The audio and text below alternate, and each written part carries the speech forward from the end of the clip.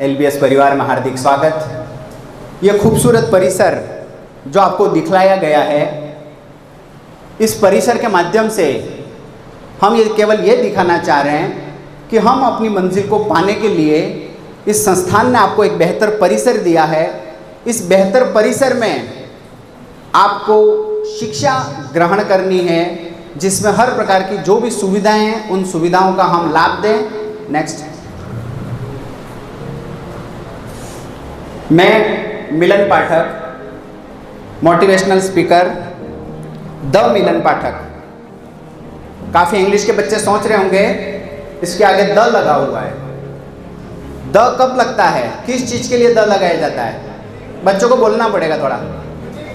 Unique किसी चीज़ के लिए, या कोई अपने आप में एक ही चीज़ होती है। द सन, आई बात समझ में? तो उसके लिए अपने आप में खुद को सब बच्चे अपने आप में यूनिक अपने आप को समझें। मेरा कहने का तात्पर्य ये है, इसलिए मैंने अपने नाम के आगे द लगा दिया। मैं अपने आप को सोचता हूँ कि मैं अपने आप में आप सभी से यूनिक हूँ, मैं सभी से यूनिक हूँ। ये जब हम साबित करेंगे तो हमारे सामने कोई भी चुनौती होगी, उस चुनौती को हम सामना कर सकेंगे।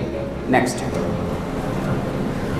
ये जो जीवन है, इस जीवन में आप जैसे अभी यहाँ बैठे हुए हो तो रोमांस भरी जिंदगी, एकदम रोमांस होना चाहिए आपको। इस सेमिनार में भी अगर आप बैठे हैं तो आपको लग रहा है गर्मी लग रही होगी, किसी को चिड़चिड़ापन लग रहा होगा, घर जाने की जल्दी होगी, लेकिन नहीं। इस जीवन में हमें आपको एक अद्भुत जीवन जीने के लिए बनाया गया है। ये जो जीवन है काफी कम समय, ये कॉलेज लाइफ जो आपको दी गई है, उसके आगे आपकी आगे की भी जो शादीशुदा लाइफ भी होगी, आपको नौकरी पेशे के लिए भी लाइफ होगी, लेकिन इस जीवन में जिस समय आप जी रहे हैं वो एक अद्भुत हमें जीवन जीने के लिए बनाया गया। आपके भीतर हर दिन उमंग और रोमांच का सैलाब होना चाहिए। हर दिन, ऐसा नहीं कि आज नहीं, कल भी, प्रतिदिन हम जैसे ही सर्वोदय होता है, सूर्योदय होता है, तो हम एक रोमांच भरी जिंदगी जिए। घर से निकलें, कॉलेज आएँ, तो वो रोमांच आप में होना चाहिए। इस जिंदगी में, जिंदगी जीने के लिए है, न कि किसी प्रकार से ढिंढोरे या किसी प्रकार से हमें परेशान होने के लिए नहीं दी गई है। इस भगवान ने अद्भुत जो जिंदगी दी है उसको आप एक रोमांटिक तरीके से जिए। अब जिंदगी जीने के लिए आपको अगर बड़े बड़े काम करने नहीं आ रहे हो, आप अभी विद्यार्थी जीवन में हैं, तो मैंने लिखा है यदि आपको महान काम करने की हिम्मत नहीं हो रही है तो छोटे छोटे कार्यों को शानदार तरीके से करना शुरू करें। नीचे लिखा हुआ है अवसर आता नहीं, बनाना पड़ता है। कोई भी अवसर, जैसे आज ये सेमिनार देने का अवसर है, ये ऐसे ही नहीं आया है, इसको मैंने बनाने का पुरजोर कोशिश की। इसके लिए मैंने पीपीटी तैयार की है, ऐसे हेडलाइंस में लाया 30 से 35। मैंने स्टाफ साथियों को तैयार किया, पीपीटी तैयार किया। जीवन में किसी भी चीज़ के लिए हमें आगे बढ़ने के लिए अवसर बनाने की आवश्यकता होती है। अवसर सामने से आते नहीं है, और कोई भी अवसर अगर सामने से आता है तो चैलेंज के साथ में हमको स्वीकार करना पड़ता है। नेक्स्ट, उसके बाद लिखा गया है जो ख्वाब देखते हैं वह ख्वाबों को पंख नहीं दे पाते। लोगों को शक है कि आप ज्यादा सफल नहीं होंगे, तो इतना सफल बन जाओ कि उनका शक ही खत्म हो जाए। ये बात मैं कहना चाह रहा हूं कि अपने घर मोहल्ले में, घर परिवार में उनको शक होता है, अरे यार ये लड़का है, कुछ नहीं कर पाएगा, आगे नहीं बढ़ पाएगा। क्लास में भी हो सकता है किसी टीचर के माध्यम से बोल दिया गया कि ये लड़का तो बेकार है, ये तो 12वीं में 3rd क्लास पास हुआ है सर, इसका कैसे होगा। तो आप उस हद तक पहुंच जाओ, तैयारी करके पढ़ाई में अव्वल आए, क्योंकि मौका 10वीं और 12वीं नहीं, आगे कॉलेज में भी आकर आप अपना मुकाम तक पहुंच सकते हैं। इसके आगे तो काफ़ी इतनी मंजिलें हैं। तो उनको शक को खत्म करने के लिए आपको कसम लेनी होगी, आपको अपने आप को तैयार करना होगा कि उनका शक है वो अपने आप में टूट जाए।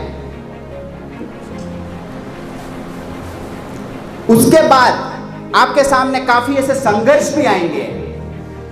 शक खत्म करने के लिए ऐसे ही शक खत्म नहीं हो जाना है, आपको काफी समस्याएं भी जीवन में आएंगी। उनके शक को खत्म करने के लिए बैठे बैठे कुछ नहीं होना है। तो उसके लिए लिखा गया है कि जब भी संघर्ष मिले तो समझो सौभाग्य खुलने वाला है। कमजोर मन होता है, मनुष्य नहीं। आपके सामने कोई समस्या आ गई, विकट समस्या आ गई, तो घबराने की जरूरत नहीं है। हमारा जो शरीर है वो कमजोर हो सकता है, मैं थक सकता हूं, लेकिन मेरा मन है वह कमजोर नहीं होना चाहिए। मनुष्य कभी कमजोर नहीं हो सकता है, उसमें इतनी ताकत, इतनी ऊर्जा भरी हुई है। अगर वो सकारात्मक सोच के साथ आगे बढ़े तो वो अपने जीवन में काफी उस मुकाम तक वह पहुंच सकता है। तो सौभाग्य खुलने वाला है इस तरह से। किसी परेशानी को हम सोचे मेरे सामने परेशानी आ गई है, नहीं, कहीं ना कहीं इस दरवाजे के आगे ताला जो खुलने वाला है तो मेरा सौभाग्य खुलने वाला है, ये आपको सोचना है। ये बताया गया है जो आपको चाहिए उनके पास जाना शुरू करें। आपको ये लाल ये गाड़ी दिख रही है, उसके ऊपर लाल बत्ती दिख रही है, ये RSIS जो अधिकारी अगर आपको बनना है तो आपको व्हाइट कलर की छोटा खिलौना भी लाकर आप जहाँ पढ़ते हैं उस टेबल पर आपको रखना होगा। वो लाल कलर की बत्ती आपको दिखनी होगी कि मुझे ये लाल बत्ती की गाड़ी में मुझे बैठना है।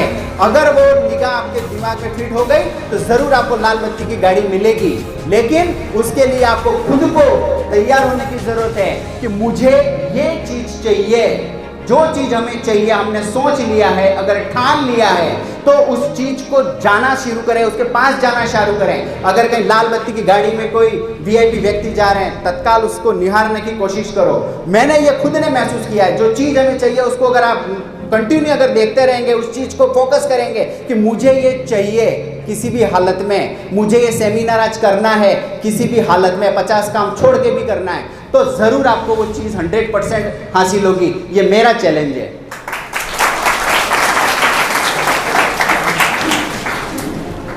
आपकी मुश्किलें इतनी भी गहरी नहीं कि आपकी मुस्कुराहट खो जाए। आप हताश हो सकते हो, चीख सकते हो, चिल्ला सकते हो, पर खुद को रोकना मत, हमेशा आगे बढ़ते रहना। इन सब चीजों के लिए, उस लाल बत्ती की गाड़ी के लिए, आपको जो चीज चाहिए उसके लिए आपकी मुश्किलें काफी आएंगी, लेकिन वो मुश्किलें इतनी गहरी भी नहीं कि उस मुश्किलों में आपकी मुस्कुराहट है वो खो जाए। आपकी मुस्कुराहट हमेशा रहनी चाहिए चेहरे पर, चाहे कितनी भी शिकन आ जाए, कितनी भी परेशानी आ जाए। अगर उसमें मुस्कुराहट में अगर खो गए तो आप आगे नहीं बढ़ सकोगे।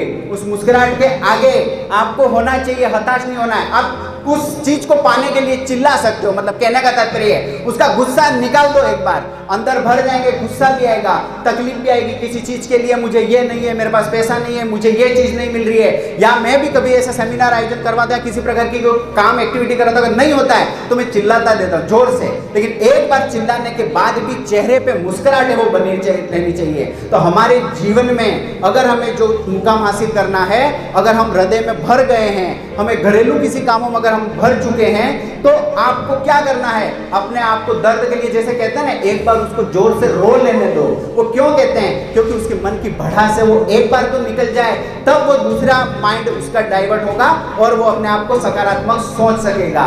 तो इसके लिए मैं आपसे कहना चाह रहा हूं कि आप किसी चीज के लिए चिल्ला सकते हो, आप हताश होने की आपको जरूरत नहीं है, और हमें उसके साथ में मुस्कुराहट जो चेहरे की है, चाहे कितनी भी मुश्किल आ जाए, इस चेहरे की रौनक और आपकी मुस्कुराहट है वो उस मुश्किल के आगे कभी खोनी नहीं चाहिए। I can sleep. आदमी निश्चिंत होकर सोया हुआ है, ये कहना चाह रहा है। ये जो पिक्चर है, कोई भी कार्यक्रम हो, कोई भी एक्टिविटी हो, चाहे घर की शादी की तैयारी हो, चाहे विद्यार्थियों के लिए अपनी परीक्षा की तैयारी हो, तो आई कैन स्लीप। मैंने एक बच्चे से पूछा, परीक्षा पास में आ गई है, फाइनल लेसन है, तू क्या करने वाला है? उसने बोला आई कैन स्लीप। मैंने कहा कि परीक्षा आ रही है और तू सो जाएगा उस दिन। उसी प्रकार से मैंने मेरे गार्ड साहब को भी पूछा कि तूफान आने वाला है, ये दरवाजे में सब खुले हुए हैं, तो आप क्या करोगे उस समय? I can sleep. I can sleep से तात्पर्य यह है कि पूर्वानुमान आपको होना चाहिए कि जो काम आने वाला है, जो मुश्किल आने वाली है, उसको पूर्व में ही अगर आपने तैयारी कर ली है तो आप उस समय आसानी से सो सकोगे। आई कैन स्लीप का तात्पर्य यह है कि पूर्वानुमान, पूर्व में अगर तैयारी हो चुकी है तो वो आदमी आराम से बैठेगा, नहीं तो उस समय दौड़ता हुआ नजर आएगा। जैसा सेमिनार था तो सभी स्टाफ साथी प्रॉपर उस जगह पर आकर बैठ गए और आई कैन स्लीप, मैं मेरे ऑफिस में सोया हुआ था। क्यों? क्योंकि मेरी पूर्व तैयारियां पूर्ण थी, मेरी पीपीटी पूर्ण तैयार थी, स्टाफ साथियों को रिकॉर्डिंग के लिए मैंने तैयारी कर दिया था, लाइट की व्यवस्था करवा दी थी। आई कैन स्लीप, पहले से अगर पूर्ण तैयारी का समा अगर आपने बांध लिया है, पूर्ण तैयारी अगर आपने अपने जीवन में कर ली है, तो आप उस मुश्किल घड़ी में आसानी से रेस्ट कर सकोगे। नहीं तो मुश्किल घड़ी में एंड मोमेंट में अपने को दौड़ना पड़ता है। मर्सिडीज बेंज, बहुत अच्छी कहानी आपको इसके साथ में सुनाना चाह रहा हूं, काफी बोर भी हो चुके होंगे। मर्सिडीज गाड़ी है, इस गाड़ी को इसलिए दिखाया गया है कि मैंने बताया आपको, कोई भी चीज मैं आपको बताऊंगा तो विद्यार्थी के हिसाब से सोचें, नॉन टीचिंग के हिसाब से सोचें, टीचिंग स्टाफ साथी टीचिंग के हिसाब से सोचें। तो ये मर्सिडीज जो दिखाई गई है उसमें कहने का तात्पर्य यही रहेगा कि छोटी सी चीज को नजरअंदाज करना नहीं चाहिए। हम छोटी छोटी चीजों को नजरअंदाज कर देते हैं, अरे क्या फर्क पड़ जाएगा सेमिनार अटेंड नहीं करेंगे तो, या क्या फर्क पड़ जाएगा मैं ये कॉपी नहीं ले जाऊंगा तो, या क्या फर्क पड़ जाएगा छोटा सा मैं बटन यहाँ नहीं लगाऊंगा। लेकिन फर्क जीवन में काफी पड़ता है। छोटी, जैसे हम बागड़ी में भी आपको अगर मजा आएगा हंसी खुशी के लिए तो मैं बागड़ी का भी इस्तेमाल करूंगा। जैसे अपन कहते हैं गाड़ो अटकाई जा लापेड़ है की, तो किसी बड़ी चीज से वाहन नहीं रुकता लेकिन छोटी सी चीज से रुक सकता है। तो मेरा ये कहने का तात्पर्य है मर्सिडीज बेंज जो दिखाई गई है ये कार, ये छोटी सी कहानी है। मैं और हमारे एक पार्टनर हैं ललित जी कलाल, ये भी हमारे निदेशक महोदय हैं, और हम दोनों एक बार जयपुर जा रहे थे उनकी मर्सिडीज गाड़ी में। अब मर्सिडीज गाड़ी में जब हम दोनों जा रहे थे तो अचानक से उस ड्राइवर को हल्की सी नींद आ गई और उस नींद से बहुत बड़ा जो पत्थर था वो उसको दिखा नहीं, और वो कार, ये रियल घटना है, वो कार उस पत्थर पे चढ़ गई और उसका टायर है वो ब्लास्ट हो गया, पंक्चर हो गया। हमें जयपुर पहुंचना था कॉलेज के किसी महत्वपूर्ण काम से, तो वह टायर पंक्चर हो गया। रास्ते में कोई हमें पंक्चर वाला आसपास में नहीं मिला, लेकिन वह पंक्चर फिर हमने स्वयं निकालने की कोशिश करी उस कार में। तो जब उस ड्राइवर ने उस डिक्की को खोला तो मैंने देखा कि उसमें एक वाइट कलर के ग्लव्स पड़े हुए थे, उस टायर के ऊपर ग्लव्स छोटे से हाथ में पहनने के लिए। तो पंक्चर निकालते हुए मैंने सोचा उस समय काफ़ी, यार मेरे पास भी एक छोटी सी कार है अल्टो, उसमें तो नहीं है लेकिन इसमें ये ग्लव्स क्यों पड़े हुए हैं। लेकिन उस मर्सिडीज बेंज के मालिक ने पहले से सोच रखा था और उस छोटी सी बात के लिए कि इस मर्सिडीज बेंज को चलाने वाला व्यक्ति कितना महत्वपूर्ण होगा, जो इतनी बड़ी गाड़ी लेके घूम रहा है तो उसके कपड़े कितने साफ सुथरे होंगे, अगर वो पंक्चर बनाएगा तो उसके हाथ है वो मिट्टी या ग्रीस वाले होंगे। तो इसीलिए उसने वो ग्लव्स दे रखे थे कि वो ग्लव्स पहन के करेगा तो उसके हाथ, और वह उसकी मीटिंग में जाना चाह रहा है वहां उसकी शर्ट खराब नहीं होगी। अब बात कहां पर समाप्त होगी कि अल्टो कार में वो ग्लव्स की कीमत कितनी रहती है, मात्र 50 रुपए, 50। लेकिन मर्सिडीज बेंज वाले ने सोचा कि इस 50 रुपये से कितनी बड़ी उस व्यक्ति को लाभ होगा। लेकिन अल्टो भी आज 3.5 से 4 लाख की गाड़ी होती है, वो भी 50 रुपए के ग्लव्स दे सकता है, लेकिन वो नहीं दे रहे। 5 से 10 लाख की गाड़ी भी 50 रुपए के ग्लव्स को नहीं दे रहा है, लेकिन मर्सिडीज दे रहा है 50 रुपए के ग्लव्स। तो क्या तात्पर्य निकला इसके पीछे कि छोटी से छोटी चीज को भी हमें नजरअंदाज करना नहीं चाहिए। धन्यवाद। अगली कहानी, राजा के 2 बाज। एक राजा था, 2 बाज लेके आ गया। काफी कहानी सुन रखी होगी आपने। एक बाज बैठा हुआ है, एक बाज उड़ रहा है अपने पूर्णतः आकाश में। दोनों बाजों में बस यही चीज है, एक बैठा हुआ है और एक उड़ रहा है। राजा ने हजारों लोगों को बोला कि ये जो 2 बाज हैं उसमें से एक तो हमेशा अच्छी सी उड़ान भरता है, लेकिन अगला है वो बैठा का बैठा रहता है। कोई है इसको उड़ाने वाला? तो काफी लोग आए, उसको उड़ाने की काफी कोशिशें की, लेकिन वो उस बाज को नहीं उड़ा पाए। लेकिन एक लकड़हारा वहां पर पहुंचा, एक कृषक पहुंचा कि मैं इस बाज को उड़ा के नहीं बताऊंगा यूं करके। तो राजा के पास वो पहुंचा और उसने अगले ही दिन उस बाज को उड़ा दिया। तो राजा ने उसको पूछा कि ये बाज इतने काफी मशक्कत, कितने लोगों ने दिमाग लगाया, फिर भी नहीं उड़ा, आपने इसको कैसे उड़ाया? तो उसका छोटा सा जवाब था कि हुजूर, ये जिस डाल पे बैठा था उस डाल को ही मैंने काट डाला, तो बैठेगा कहाँ? अर्थात कहने का तात्पर्य यह है कि आप जिस गलत जगह पर बैठे हैं, जो गलत है, जो आपको उड़ने से रोक रहा है, जो आपको आपकी मेहनत से रोक रहा है, जो आपको बढ़ने नहीं दे रहा है, वो सीट अगर नहीं छोड़ोगे, वो नहीं काटोगे, तो आप उन दोस्त और उस सीट पर ही बने रहोगे। आप अपने आप को ऊंची उड़ान नहीं भर सकोगे, अर्थात आपको वो डाल काटना जरूरी है।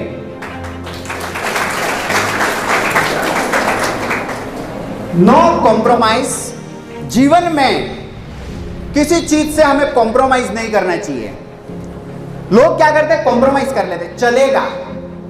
मैंने अपने जीवन में कभी किसी चीज से कॉम्प्रोमाइज नहीं किया। जो चाहिए वही चाहिए, जहां लगना चाहिए वहीं लगना चाहिए। उसी प्रकार से उदाहरण के तौर पर यह बहुत अच्छी सी पिक्चर बनी थी, मुगले आजम। इसमें करोड़ों रुपए का खर्चा हुआ था। कहने का तात्पर्य नो कॉम्प्रोमाइज। इस पिक्चर के पीछे करोड़ों रुपए का खर्चा हुआ, इसमें किसी प्रकार से कॉम्प्रोमाइज नहीं किया गया। इस पिक्चर में एम्ब्रॉयडरी के लिए अलग अलग कलाकारों को बुलाया गया, आभूषणों के लिए, मुकुट के लिए, इन सब चीजों को तैयार करने के लिए अलग अलग देशों से अलग अलग कलाकारों को बुलाकर इस पिक्चर का निर्माण किया गया था। तो कॉम्प्रोमाइज से क्या तात्पर्य? अपन कहते हैं मुकुट पहनाना है, चल जाएगा, ये हार पहनाना है, ये पड़ा पहना देंगे। ऐसा नहीं होना चाहिए दोस्त। जीवन में कॉम्प्रोमाइज अगर कर लिया तो आपका उस समय तो काम निकल जाएगा, लेकिन आने वाले जीवन में, आने वाले समय में आपको वो परेशानी का सामना करना पड़ेगा। तो जीवन में कभी भी हमें किसी चीज से कॉम्प्रोमाइज नहीं करना चाहिए। जहां परफेक्ट जो चीज है वो परफेक्शन उस काम में होना चाहिए।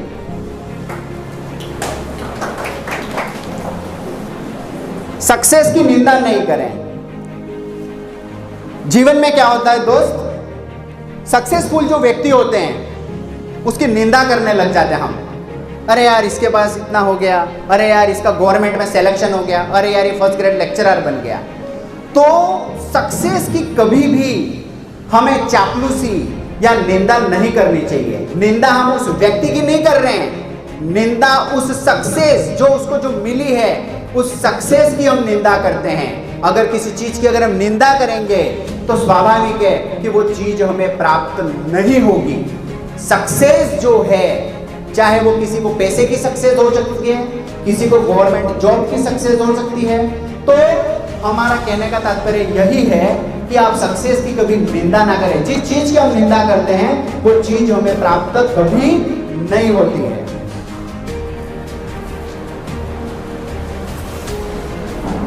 Left out, comfortable zone.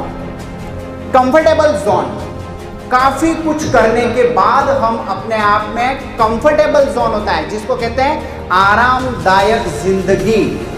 कभी भी जीवन में कितने भी सक्सेसफुल हो जाओ, चाहे कितनी भी थर्ड ग्रेड सेकंड ग्रेड मिल जाए, लेकिन हमें कंफर्टेबल जोन में कभी भी नहीं जाना चाहिए। जीवन में काफी ऐसे लक्ष्य और भी आगे हैं, उस कंफर्टेबल जोन को हमें छोड़ना होगा। अगर हम कंफर्ट हो गए, हाँ सेकंड ग्रेड की जॉब हमें मिल चुकी है या मुझे ये चीज़ प्राप्त हो चुकी है, अब मुझे किसी चीज़ की आवश्यकता नहीं है, तो कंफर्टेबल जोन आपको बर्बाद कर देगा, आपको आगे बढ़ने से रोकेगा।